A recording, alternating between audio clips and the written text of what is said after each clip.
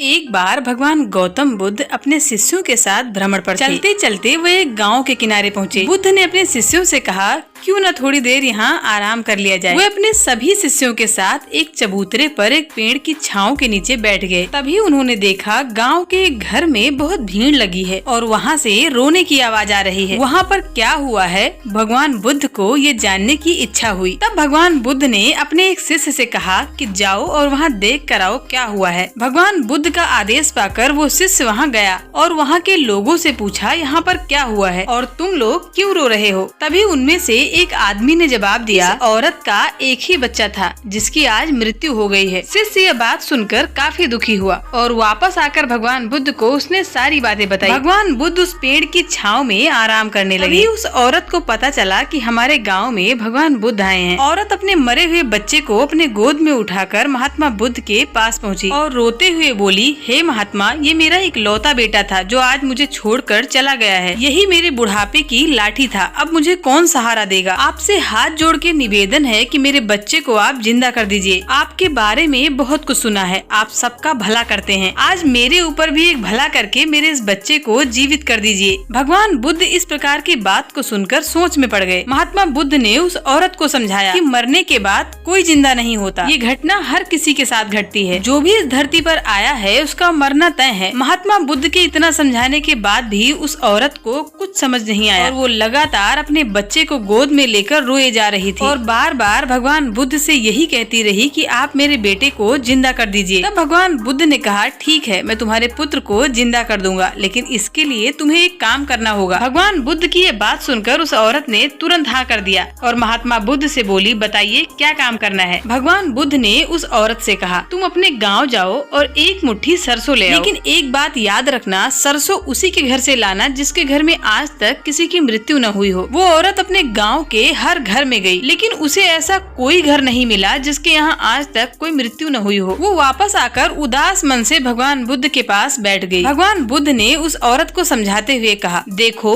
तुम व्यर्थ में चिंता कर रही हो। जीना मरना सब कुछ पहले से तय है। जिसने इस धरती पर जन्म लिया है उसका मरना पहले से ही तय है। इस बात का धैर्य रखते हुए हमें घबराना नहीं चाहिए। ये तो प्रकृति का नियम है। वो औरत अब भगवान बुद्ध की बातों को समझ चुकी थी।